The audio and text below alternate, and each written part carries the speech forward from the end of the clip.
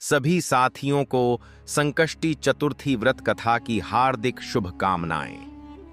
प्रिय भक्तों, आज संकष्टी चतुर्थी का वह पावन और मंगलकारी दिन है जो प्रथम पूज्य विघ्नहर्ता भगवान श्री गणेश को समर्पित है। यह दिन केवल एक व्रत का दिन नहीं है, बल्कि यह दिन अटूट विश्वास, धैर्य और संकटों से मुक्ति पाने का एक दिव्य द्वार है। कहा जाता है कि जो मनुष्य संकष्टी चतुर्थी के दिन सच्चे मन और पूरी श्रद्धा से भगवान गणेश की इस पवित्र कथा को सुन लेता है, उसके जीवन के बड़े से बड़े विघ्न, दरिद्रता, मानसिक अशांति और बार बार आने वाली बाधाएं मूषक राज पर सवार होकर आए गजानन स्वयं हर लेते हैं। यह कथा केवल शब्दों का संग्रह नहीं है, यह उस भक्ति की शक्ति है जो अंधकार में डूबे जीवन में प्रकाश की किरण भर देती है। यदि आपके जीवन में भी काम बनते बनते बिगड़ रहे हैं, अथक परिश्रम के बाद भी सफलता आपसे कोसों दूर है, या घर में क्लेश और आर्थिक तंगी ने डेरा डाल रखा है, तो आज की यह पावन कथा विशेष रूप से आपके लिए ही है। अब अपने चित्त को शांत कीजिए, अपनी आंखें मूंद कर उस गजानन के दिव्य स्वरूप का स्मरण कीजिए और इस अमृतमय कथा को अपने हृदय में उतरने दीजिए। लेकिन प्रिय श्रोताग, संकष्टी चतुर्थी की इस पावन कथा को आरंभ करने से पहले एक अत्यंत गंभीर और आवश्यक बात आपको गांठ बांध लेनी चाहिए। हमारे शास्त्रों में स्पष्ट उल्लेख है कि भगवान गणेश की कथा यदि बीच में अधूरी छोड़ दी जाए तो वह व्यक्ति को पूर्ण फल प्रदान नहीं करती। अधूरा ज्ञान मन में संशय पैदा करता है। भगवान गणेश बुद्धि के देवता हैं और अधूरी भक्ति बुद्धि को भ्रमित कर सकती है, जिससे मनुष्य अनजाने में गलत मार्ग पर चल पड़ता है। इसलिए मेरा आपसे विनम्र निवेदन है कि इस दिव्य गाथा को अंत तक पूरे धैर्य के साथ सुने। क्या पता इस कथा का कोई एक प्रसंग, कोई एक करुण पुकार आपके सोए हुए भाग्य के द्वार खोल दे। और यदि आप हृदय से सनातनी हैं और प्रभु के प्रति अटूट आस्था रखते हैं, तो यह आपका धर्म है कि इस दिव्य शिक्षा को केवल स्वयं तक सीमित ना रखें, इसे अधिक से अधिक लोगों तक पहुंचाएं। इसलिए इस वीडियो को अभी लाइक करें, अपने प्रियजनों के साथ साझा करें और हमारे चैनल साधना एम्पायर को सब्सक्राइब करना ना भूलें, ताकि रिद्धि सिद्धि के दाता गणेश जी की कृपा आप पर सदैव बनी रहे।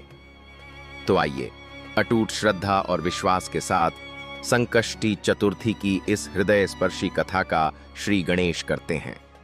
प्राचीन भारतवर्ष की पुण्य भूमि पर, जहां की हवाओं में वेद मंत्रों की गूंज और मिट्टी में सादगी बसी थी, वहां एक अत्यंत सुंदर और समृद्ध गांव बसा था, शिवपुरी।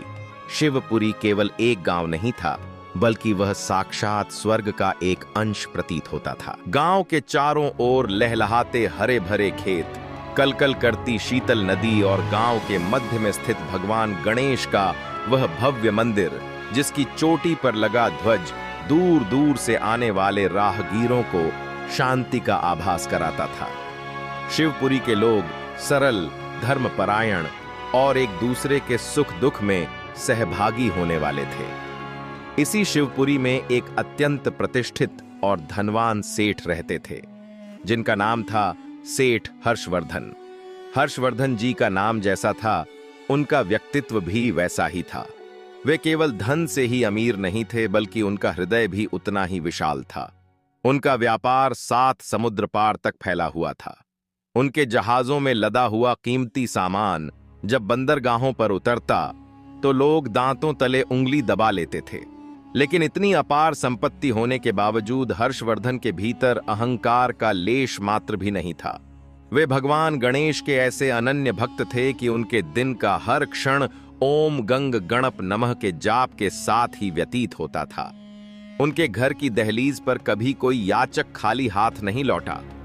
गांव के किसी गरीब की बेटी का विवाह हो या किसी बीमार का इलाज, सेठ हर्षवर्धन अपनी तिजोरी के द्वार हमेशा खुले रखते थे।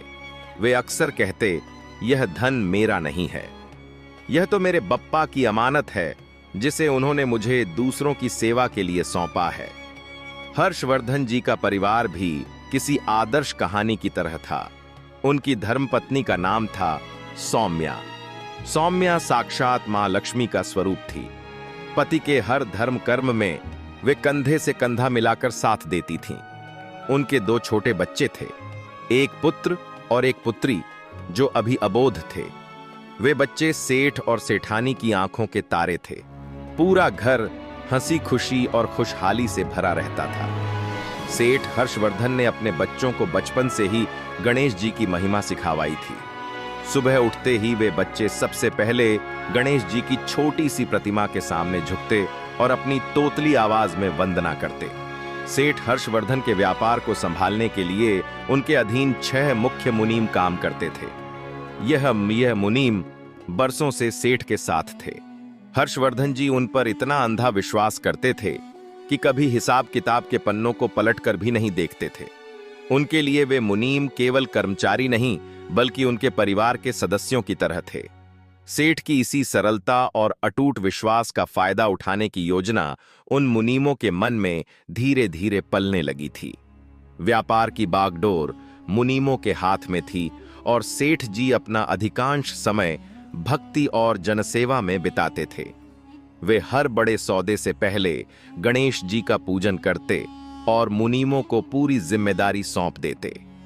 लेकिन समय की गति बड़ी विचित्र होती है। जहां सुख की धूप होती है, वहीं दुख की काली छाया भी कहीं ना कहीं छिपी होती है। मुनीमों ने देखा कि सेठ जी तो पूरी तरह से भगवान की भक्ति में लीन रहते हैं और सारा हिसाब किताब हमारे भरोसे है। लालच एक ऐसी दीमक है जो अच्छे से अच्छे इंसान की बुद्धि को चाट जाती है। उन 6 मुनीमों ने आपस में एक गुप्त समझौता कर लिया। वे धीरे धीरे व्यापार के लाभ का एक बड़ा हिस्सा खुद के पास रखने लगे और सेठ जी को घाटा दिखाने लगे। एक दिन की बात है जब सेठ हर्षवर्धन अपने आंगन में बैठकर गणेश जी का ध्यान कर रहे थे। तभी मुख्य मुनीम हाथ में कुछ कागजात लेकर आया। उसके चेहरे पर झूठी चिंता थी। उसने कहा, सेठ जी क्षमा कीजिएगा, लेकिन इस बार व्यापार में भारी नुकसान हुआ है। हमारे 2 जहाज तूफान में फंस गए और सारा माल डूब गया। हर्षवर्धन जी ने आंखें खोलीं और बड़ी सहजता से कहा, मुनीम जी चिंता मत कीजिए, देने वाला भी मेरा बप्पा है और लेने वाला भी वही। यदि उनकी इच्छा यही है तो इसमें भी कोई ना कोई भलाई होगी। आप बस अपना काम ईमानदारी से करते रहें। सेठ जी की यह सरलता मुनीमों के लिए और भी बड़ा मौका बन गई। उन्हें लगा कि सेठ को लूटना तो बहुत आसान है। अब धीरे धीरे धोखे का यह जाल गहरा होता गया। व्यापार की जड़ें जो कभी पाताल तक मजबूत थी, अब खोखली होने लगी थी। मुनीमों ने गोदामों से माल चोरी करना शुरू कर दिया। फर्जी खर्चे दिखाए जाने लगे और विदेशी व्यापारियों के भुगतान में धांधली की जाने लगी। सेठ हर्षवर्धन को भनक तक नहीं थी कि जिनके ऊपर वे प्राणों से ज्यादा विश्वास करते हैं वही उनके विनाश की पटकथा लिख रहे हैं। सौम्या कभी कभी सेठ जी को टोकती, स्वामी आजकल मुनीमों के व्यवहार में कुछ बदलाव दिख रहा है, क्या हमें एक बार खुद हिसाब नहीं देखना चाहिए?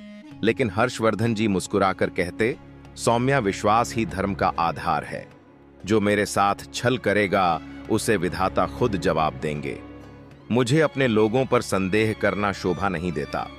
कहते हैं कि जब समय अपनी चाल बदलता है तो इंसान के पैर तले की जमीन कब खिसक जाती है उसे पता भी नहीं चलता। सेठ हर्षवर्धन के साथ भी यही हुआ। विश्वास की नींव पर खड़ा उनका साम्राज्य अब ताश के पत्तों की तरह ढहने लगा था। देखते ही देखते व्यापार पूरी तरह ठप हो गया। जो मुनीम कल तक सेठ जी की परछाई बनकर चलते थे, जिन्होंने सेठ के अन्न से अपनी पीढ़ियां पाली थीं, उन्होंने अब रंग बदलना शुरू कर दिया। एक एक करके वे सभी मुनीम सेठ जी के पास आए और अपनी झूठी मजबूरियां बताकर काम छोड़कर जाने लगे। सेठ जी ने उन्हें रोकने की कोशिश नहीं की, क्योंकि उन्हें लगा कि शायद वे घाटे की वजह से डरे हुए हैं।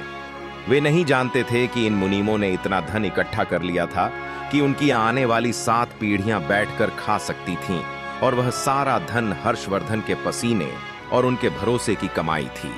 अब सेठ हर्षवर्धन के घर की स्थिति भयावह होने लगी थी। जिस घर में कभी 56 जहां खुशबुओं का बसेरा था, वहां अब चूल्हा जलना भी मुश्किल हो गया था। व्यापार के लेनदार जिन्हें सेठ जी ने कभी उदारता से ऋण दिया था, या जिनके साथ वे व्यापार करते थे, अब उनके दरवाजे पर शोर मचाने लगे। जो लोग कल तक सेठ जी को देखते ही सम्मान में सिर झुकाते थे, आज वही लोग उनके घर के बाहर खड़े होकर अपशब्द कहने लगे। अपमान की यह आग हर्षवर्धन के हृदय को छलनी कर रही थी। एक शाम जब सूरज ढल रहा था और आसमान में छाई लालिमा किसी अनहोनी का संकेत दे रही थी, कुछ कर्जदार हर्षवर्धन की हवेली में घुस आए। उन्होंने सेठ जी के साथ बदसलूकी की और घर का कीमती सामान उठा ले जाने लगे। सेठ जी खामोश खड़े थे, उनकी आंखों में आंसू थे, लेकिन वे अपमान की वजह से नहीं बल्कि अपनी लाचारी की वजह से थे। सौम्या अपने दोनों बच्चों को सीने से चिपकाए कोने में दुबक कर खड़ी थी। वो हवेली जो कभी खुशियों से चहकती थी, आज किसी श्मशान की तरह वीरान और डरावनी लग रही थी।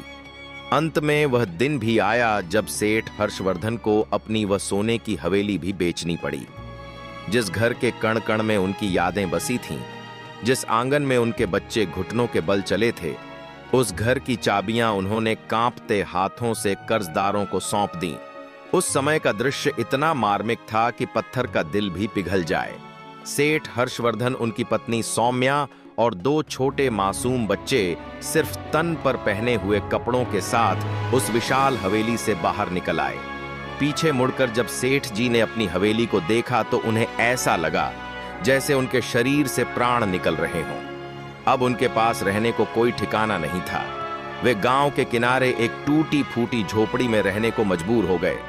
बरसात के दिनों में उस झोपड़ी की छत से पानी टपकता था और सर्दियों की रातें तो जैसे यमराज का बुलावा बनकर आती थीं। लेकिन सबसे बड़ी मार तो भूख की थी। जो बच्चे कभी सोने की पालकी में झूलते थे, जिन्होंने कभी अभाव का शब्द तक नहीं सुना था, आज वे अन्न के एक एक दाने के लिए तरस रहे थे। एक रात की बात है, झोपड़ी में अंधेरा था। सेठ जी और सौम्या खाली पेट लेटे थे। छोटा बेटा भूख से बिलख रहा था। वह अपनी मां का आंचल पकड़कर रोते हुए कह रहा था, मां, बहुत भूख लगी है, क्या आज भी खाना नहीं मिलेगा? मां, क्या बप्पा हमसे नाराज हो गए हैं? वे हमें रोटी क्यों नहीं देते? सौम्या के पास कोई उत्तर नहीं था। वो फूट फूट कर रोने लगी। उसके आंसू उसके बेटे के गालों पर गिर रहे थे। उसने अपने बच्चे को कसकर गले लगाया और सुलाने की कोशिश करने लगी, लेकिन भूख भला नींद कहां आने देती है। सेठ हर्षवर्धन बगल में लेटे यह सब सुन रहे थे। उनका कलेजा जैसे फटा जा रहा था। एक पिता के लिए इससे बड़ी सजा और क्या हो सकती है कि वह अपने बच्चों को 2 वक्त की रोटी भी ना दे सके। सेठ हर्षवर्धन अंधेरे में उठकर बाहर आए। उन्होंने आसमान की तरफ देखा जहां चंद्रमा बादलों में छिपा हुआ था। उन्होंने हाथ जोड़कर भगवान गणेश की मानसिक प्रतिमा का स्मरण किया और करुण पुकार लगाई, हे गजानन, हे विघ्नहर्ता, मैंने अपने जीवन में कभी किसी का बुरा नहीं चाहा। जो भी मेरे द्वार पर आया, मैंने अपनी सामर्थ्य से बढ़कर उसकी सेवा की। फिर मेरे साथ ऐसा न्याय क्यों प्रभु? मेरे बच्चों का क्या दोष है? वे तो निष्पाप हैं। वे भूख से तड़प रहे हैं। क्या आपकी दया का सागर सूख गया है? क्या आपने अपने इस भक्त को पूरी तरह भुला दिया है? हे प्रभु, यदि मेरी कोई भूल हुई है तो मुझे दंड दो, लेकिन मेरे परिवार को इस नर्क से बाहर निकालो। हर्षवर्धन की आंखों से आंसुओं की धारा बह रही थी। उनकी आवाज में इतनी वेदना थी कि मानो कुदरत भी ठहर गई हो। कई वर्षों तक उनकी यही स्थिति बनी रही। जिस धन को उन्होंने वैभव का साधन समझा था, वही धन अब उनके लिए मानसिक पीड़ा और बीमारियों का कारण बन गया। सबसे बड़े मुनीम का इकलौता पुत्र, जिसे वो बहुत चाहता था, एक ऐसी रहस्यमयी बीमारी की चपेट में आ गया जिसका कोई इलाज ही नहीं मिल रहा था। वो धन जो उसने हर्षवर्धन की आंखों में धूल झोंककर कमाया था, अब पानी की तरह वैद्यों और हकीमों के चरणों में बहने लगा। लेकिन उसके बेटे की हालत सुधरने के बजाय और बिगड़ती गई। धीरे धीरे उन मुनीमों के परिवारों में फूट पड़ने लगी। उनकी पत्नियां, जो कभी उन पर गर्व करती थीं, अब उनके लालच और बेईमानी की गवाह बन गई थी। घर घर में क्लेश होने लगा। कहते हैं ना कि जहां अधर्म का पैसा आता है, वहां से लक्ष्मी रूठ जाती हैं और अलक्ष्मी यानी दरिद्रता और क्लेश का वास हो जाता है। उन मुनीमों की रातें अब नींद से महरूम हो गई थी। उन्हें हर समय यही डर सताता कि कहीं उनका राज खुल न जाए, और इसी डर ने उन्हें एक दूसरे का दुश्मन बना दिया। वे जो कल तक एक साथ मिलकर षड्यंत्र रच रहे थे, आज एक दूसरे पर शक करने लगे थे कि कहीं कोई दूसरा सारा धन लेकर भाग न जाए। इधर शिवपुरी की उस टूटी झोपड़ी में सेठ हर्षवर्धन और उनका परिवार जीवन और मृत्यु के बीच संघर्ष कर रहा था। एक दिन की घटना है जो आपके हृदय को झकझोर देगी। ज्येष्ठ मास की तपती दोपहर थी। धरती आग उगल रही थी। सेठ हर्षवर्धन की छोटी पुत्री भूख और प्यास से इतनी निढाल हो गई कि उसके शरीर में हिलने डुलने की शक्ति भी नहीं बची थी। उसके होंठ सूख कर सफेद पड़ गए थे। उसने अपनी क्षीण आवाज में अपनी माता से कहा, मां, थोड़ा सा पानी मिलेगा, कंठ सूख रहा है। मां सौम्या ने मटके को उल्टा किया, लेकिन उसमें से पानी की एक बूंद भी नहीं टपकी। वो सूखी मिट्टी का मटका जैसे उनकी किस्मत का ही दर्पण था। सौम्या की आंखों में आंसू सूख चुके थे। उसने अपनी पुत्री के सिर को अपनी गोद में रखा और उसे सांत्वना देने लगी, लेकिन वह जानती थी उसके पास उसे देने के लिए कुछ नहीं है। सेठ हर्षवर्धन बाहर से काम की तलाश में लौटे थे, लेकिन उन्हें कहीं कोई काम नहीं मिला था। उनके खाली हाथ देखकर सौम्या का हृदय फट गया। सेठ हर्षवर्धन अपनी बेटी की ये दशा देख नहीं पाए। वे पागलों की तरह झोपड़ी के कोने में रखी भगवान गणेश की उस छोटी सी मिट्टी की प्रतिमा के सामने गिर पड़े। वे फूट फूट कर रोने लगे। उनकी सिसकियां उस सुनी झोपड़ी में गूंज रही थी। वे बोले, हे मंगल मूर्ति, हे भक्तों के संकट हरने वाले, क्या मेरा अपराध इतना बड़ा है कि मेरी संतानें तिल तिल कर मरे? मैंने कभी धन के लिए अपना धर्म नहीं बेचा, कभी किसी का अहित नहीं सोचा। फिर यह परीक्षा कब तक चलेगी? प्रभु, मुझे मार डालो, मुझे मिटा दो, लेकिन इन मासूमों पर दया करो। क्या संकष्टी चतुर्थी का व्रत रखने वाले का यही अंत होगा? हे विधाता, यदि आप सच में हैं तो आज अपनी शक्ति का प्रमाण दो, वरना आज ये भक्त अपना प्राण त्याग देगा। हर्षवर्धन की वह पुकार केवल शब्द नहीं थे, वह उनके रोम रोम से निकली हुई अग्नि थी। उस दिन संकष्टी चतुर्थी का ही दिन था। पूरे दिन निराहार रहने के कारण सेठ हर्षवर्धन का शरीर कांप रहा था, लेकिन उनका मन भगवान गणेश के चरणों में स्थिर था। अचानक उनके मन में एक अजीब सी प्रेरणा हुई। उन्हें ऐसा लगा जैसे कोई उनसे कह रहा हो कि धैर्य मत खो, क्योंकि रात का सबसे गहरा अंधेरा ही सूर्योदय के सबसे करीब होता है। उधर उन 6 मुनीमों की स्थिति और भी बदतर होती गई। उनके व्यापार में घाटा होने लगा। जिस धन को उन्होंने जमा किया था वह चोरी होने लगा या आगजनी में जलकर राख हो गया। उनकी पत्नियां, जो उनके इस पाप में अनजाने में साझीदार थीं, अब उन्हें छोड़कर अपने मायके जाने लगी। मुनीमों को समझ नहीं आ रहा था कि आखिर उनके साथ ये सब क्या हो रहा है। वे अनाथों की तरह सड़कने लगे। जो लोग कल तक उनकी चापलूसी करते थे, आज उन्हें देखकर रास्ता बदल लेते थे। मुनीमों के मन में अब आत्मग्लानि की आग जलने लगी थी। उन्हें एहसास होने लगा था कि उन्होंने उस देवता तुल्य सेठ हर्षवर्धन के साथ जो दगा किया था, यह उसी का फल है। उनकी आत्मा उन्हें धिक्कार रही थी। एक रात वे छहु मुनीम गांव के बाहर एक पुराने पीपल के पेड़ के नीचे बैठे थे। भूख और प्यास से व्याकुल फटे हाल कपड़ों में वे पहचान में भी नहीं आ रहे थे। तभी वहां से एक तेजस्वी साधु महात्मा गुजरे। उनके चेहरे पर एक अजब सा तेज था। मुनीमों ने उनके चरण पकड़ लिए और अपनी व्यथा सुनाई। उन्होंने रोते हुए अपने पाप स्वीकार किए और पूछा कि क्या उनके लिए कोई क्षमा है, क्या वे फिर से एक सम्मानजनक जीवन जी पाएंगे। साधु महात्मा ने अपनी दिव्य दृष्टि से सब देख लिया। वे बोले, तुमने केवल धन की चोरी नहीं की, तुमने विश्वास की हत्या की है, और विश्वास की हत्या का पाप सबसे बड़ा होता है। तुम्हारे पास जो भी विपत्ति आई है वह तुम्हारे अपने कर्मों का फल है।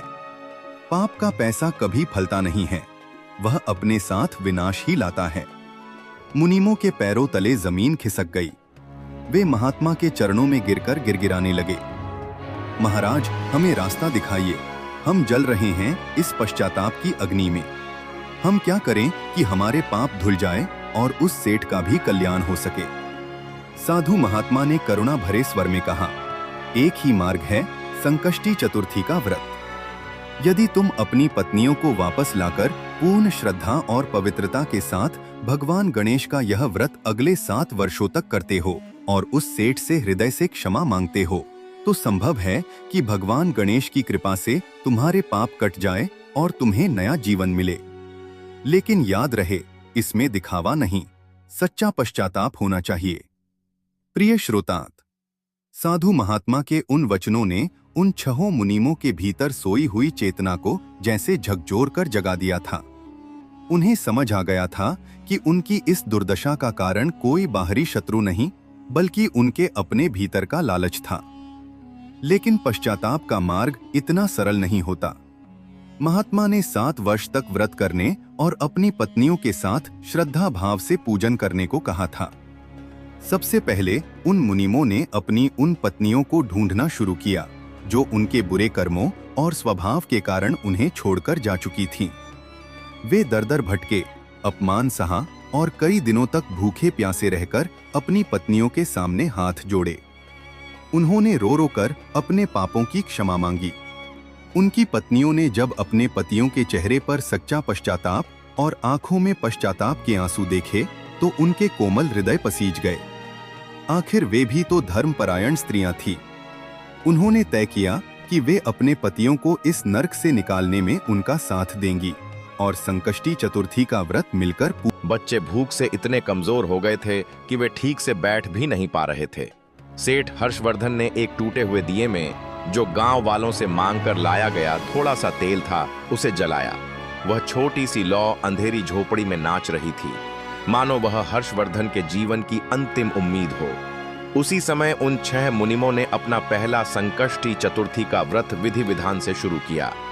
उन्होंने गंगा जल से स्नान किया, नए संकल्प लिए और मन में केवल एक ही छवि रखी, सेठ हर्षवर्धन का वह मुस्कुराता हुआ चेहरा जिसे उन्होंने अपने हाथों से आंसुओं में डुबो दिया था। वे कथा सुन रहे थे, पर उनकी आंखों से लगातार जल बह रहा था। वे हर मंत्र के साथ कह रहे थे, हे गणपति बप्पा, हमें क्षमा कर देना, हमारे सेठ जी की रक्षा करना। कहते हैं कि जब भक्त का हृदय और पापी का पश्चाताप एक साथ भगवान के सिंहासन तक पहुंचते हैं तो चमत्कार होने में देर नहीं लगती। उसी रात जब सेठ हर्षवर्धन झोपड़ी में बेसुध पड़े थे, उन्हें एक दिव्य स्वप्न दिखाई दिया। उन्होंने देखा कि एक विशाल और तेजस्वी हाथी के मुख वाले देव, जिनके मस्तक पर चंद्रमा सुशोभित है, उनके सामने खड़े हैं। उनके चारों हाथों में शंख, चक्र, गदा और पद्म के समान दिव्य आयुध थे। भगवान गणेश ने बड़े मधुर स्वर में कहा, हर्षवर्धन उठो, तुम्हारी परीक्षा समाप्त हुई। तुमने दुख की इस भयंकर अग्नि में भी अपने धर्म और विश्वास को जलने नहीं दिया। तुम्हारे मुनिमों का अहंकार टूट चुका है और उनका पश्चाताप मुझ तक पहुंच गया है। धैर्य रखो पुत्र, कल का सूर्योदय तुम्हारे जीवन में एक नया सवेरा लेकर आएगा। अगले दिन सुबह जब सूरज की पहली किरण झोपड़ी की दरारों से भीतर आई तो पूरा परिवार एक अलग ही शांति का अनुभव कर रहा था। भूख अब भी थी, पर मन में एक अजीब सा विश्वास जाग गया था। उसी समय उन मुनीमों के जीवन में भी बदलाव आने लगा। जिस व्यापार को वे पूरी तरह खो चुके थे, वहां से अचानक कुछ पुराने लेनदारों के संदेश आने लगे, जिन्होंने उनका पुराना बकाया चुकाने की इच्छा जाहिर की। मुनीमों ने तय किया कि अब वे जो भी कमाएंगे उसका एक एक पैसा सेठ हर्षवर्धन के चरणों में अर्पित करेंगे। प्रिय श्रोताग, भगवान गणेश की माया अपरंपार है। वे कब किसे राजा से रंक बना दें और कब रंक को राजा, यह कोई नहीं जान सकता। सेठ हर्षवर्धन के उस दिव्य स्वप्न के बाद शिवपुरी की फिजाओं में जैसे एक नई उम्मीद की महक घुल गई थी। हालांकि पेट में अब भी भूख की आग थी और शरीर में कमजोरी, लेकिन हर्षवर्धन की आंखों में अब निराशा नहीं, बल्कि एक आध्यात्मिक तेज था। उन्होंने सौम्या को उठाकर वह सारा वृतांत सुनाया। सौम्या की आंखों से भी हर्ष के अश्रु बहने लगे। उसे लगा कि अब शायद उनके दुखों के अंत का समय निकट है। इधर उन 6 मुनियमों के लिए प्रायश्चित की वह 7 वर्ष की अवधि किसी कठिन तपस्या से कम नहीं थी। साधु महात्मा के कहे अनुसार उन्होंने हर संकष्टी चतुर्थी का व्रत पूरे नियम और निष्ठा के साथ किया। इन 7 वर्षों में उन्होंने फिर से शून्य से शुरुआत की। अब वे किसी और के अधीन मजदूरी करते थे, भारी बोझ उठाते थे और पसीने की कमाई करते थे। लेकिन इस बार उनके मन में लालच का बीज नहीं था। वे जो भी कमाते उसमें से केवल उतना ही हिस्सा रखते जिससे उनकी और उनके परिवार की भूख मिट सके। बाकी सारा धन वे एक मटके में इकट्ठा करते गए। मुनीमों की पत्नियों ने भी इस तपस्या में पूरा साथ दिया। वे जो कभी रेशमी साड़ियां पहनती थीं और गहनों से लदी रहती थीं, अब वे साधारण सूती वस्त्रों में खुश थीं। वे आपस में मिलती तो केवल एक ही चर्चा करती, क्या बप्पा हमें क्षमा करेंगे? क्या सेठ जी हमें फिर से अपनाएंगे? पश्चाताप की यह अग्नि उनके भीतर के सारे विकारों को जलाकर उन्हें कुंदन बना रही थी।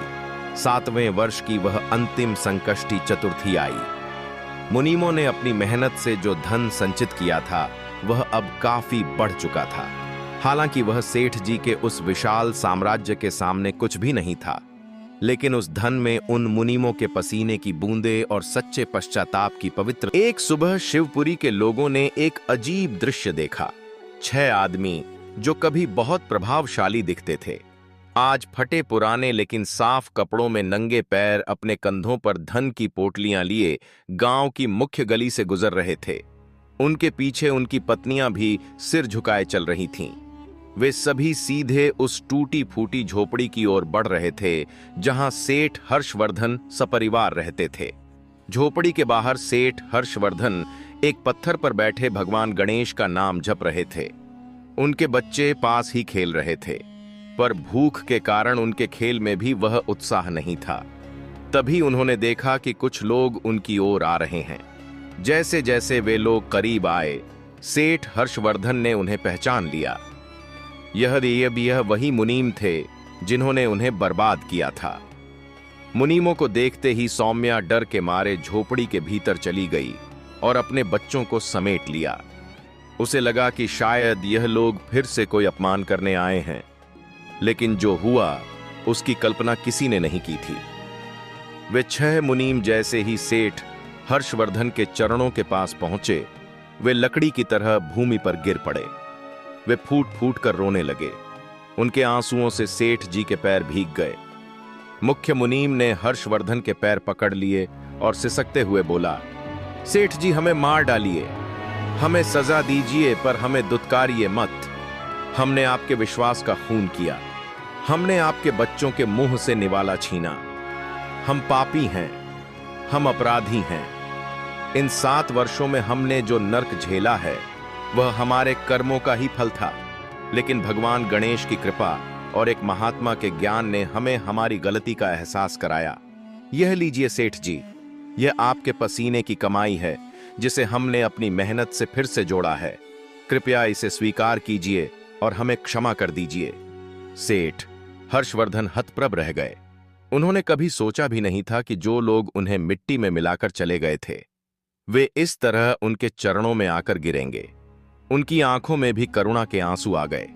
सेठ हर्षवर्धन ने झुककर उन मुनीमों को उठाया।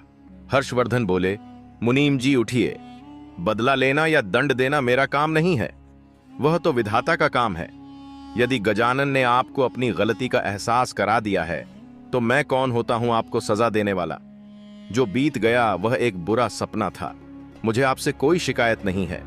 सेठ जी की यह महानता देखकर मुनीम और उनकी पत्नियां और भी ज्यादा रोने लगीं। उन्हें यकीन नहीं हो रहा था कि जिस व्यक्ति को उन्होंने इतना दुख दिया वह उन्हें इतनी आसानी से माफ कर सकता है। प्रिय श्रोताग, वह दृश्य बड़ा ही मार्मिक और अलौकिक था। जहां एक ओर पश्चाताप की पवित्र गंगा बह रही थी, वहीं दूसरी ओर क्षमा का हिमालय खड़ा था। सेठ हर्षवर्धन ने जब उन मुनीमों को गले लगाया तो वर्षों का जमा हुआ दुख आंसुओं के रूप में बह निकला। उन मुनीमों की पत्नियों ने सौम्या के पैर पकड़ लिए और सिसकते हुए कहा, बहन हमें माफ कर दो, हमने तुम्हारे बच्चों के हिस्से का सुख छीना था। पर देखो आज हमारे अपने बच्चे भी दर दर की ठोकरें खाने पर मजबूर हो गए थे। हमें अब समझ आया है कि अधर्म की कमाई घर में बरकत नहीं बल्कि बर्बादी लेकर आती है। सौम्या का कोमल हृदय पिघल गया। उसने उन सबको उठाया और अपने सीने से लगा लिया। उस दिन उस छोटी सी झोपड़ी के सामने जो मिलाप हुआ वह केवल इंसानों का नहीं बल्कि मानवता और धर्म का पुनर्जन्म था। मुनीमों ने वह धन सेठ जी के चरणों में समर्पित कर दिया। सेठ हर्षवर्धन ने उस धन को मस्तक से लगाया और कहा, यह धन केवल पैसा नहीं है, यह तुम सबकी 7 वर्षों की तपस्या और भगवान गणेश का आशीर्वाद है। आज से तुम सब मुनीम नहीं बल्कि मेरे भाई हो। हम फिर से शून्य से शुरुआत करेंगे, पर इस बार नींव विश्वास और ईमानदारी की होगी। सेठ हर्षवर्धन ने उन 6 मुनीमों को फिर से अपने व्यापार में रख लिया थे। लेकिन इस बार मुनीमों के काम करने का तरीका बदल चुका था। अब वे हिसाब के पन्नों में हेराफेरी नहीं करते थे, बल्कि हर सिक्के में भगवान गणेश की छवि देखते थे। उन्होंने दिन रात एक कर दिया। सेठ जी का व्यापार जो कभी डूब चुका था, वो अब किसी चमत्कार की तरह फिर से खड़ा होने लगा। धीरे धीरे शिवपुरी में फिर से सेठ हर्षवर्धन के नाम के डंके बजने लगे। लेकिन इस बार उनकी प्रसिद्धि केवल उनके धन के कारण नहीं, बल्कि उनके धैर्य और उनके अटूट भक्ति के कारण थी। उन्होंने गांव के बीचों बीच भगवान गणेश का एक अत्यंत भव्य मंदिर बनवाया, जिसकी नक्काशी और सुंदरता देखते ही बनती थी। मंदिर के गर्भगृह में रिद्धि सिद्धि के दाता गजानन की वो प्रतिमा स्थापित की गई, जिसने संकट के दिनों में सेठ जी को स्वप्न में दर्शन दिए थे। सेठ हर्षवर्धन ने अपने जीवन के उन दुखों को कभी नहीं भुलाया। वे जानते थे कि भूख की तड़प क्या होती है और बेबसी की रातें कितनी लंबी होती हैं। इसीलिए उन्होंने गांव में एक विशाल अन्नपूर्णा भवन की स्थापना की। वहां नियम बनाया गया कि गांव का कोई भी व्यक्ति, राहगीर या पशु पक्षी कभी भूखा नहीं सोएगा। सेठ जी स्वयं अपने हाथों से निर्धनों को भोजन परोसते थे। वे कहते थे, जब मेरे पास कुछ नहीं था तब मेरे बप्पा ने मुझे संभाला, अब जब उन्होंने मुझे दिया है तो ये सब उनका ही है। मुनीमों के परिवारों में भी अब सुख शांति का वास हो गया था। उनके बच्चे अब स्वस्थ थे और उनके घरों में कलह की जगह कीर्तन ने ले ली थी। वे हर संकष्टी चतुर्थी को अपने पूरे परिवार के साथ सेठ जी के घर पहुंचते और सब मिलकर कथा सुनते। पश्चाताप ने उन्हें इतना विनम्र बना दिया था कि वे गांव के हर छोटे बड़े व्यक्ति की मदद के लिए सदैव तत्पर रहते। देखते ही देखते सेठ हर्षवर्धन का व्यापार पहले से भी 10 गुना ज्यादा बढ़ गया। उनकी हवेली फिर से खुशियों से चहकने लगी। उनके बच्चे जो कभी अन्न के दाने के लिए तरसते थे, अब संस्कारी और विनम्र युवक युवती बन चुके थे। सौम्या ने अपने घर को भक्ति का केंद्र बना दिया था।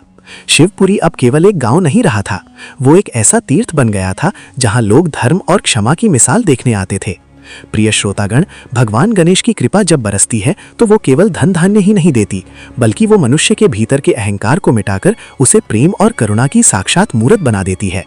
सेठ हर्षवर्धन की वो टूटी झोपड़ी अब एक भव्य हवेली में बदल चुकी थी, पर उस हवेली के द्वार आज भी हर उस व्यक्ति के लिए खुले थे जिसे सहारे की जरूरत थी।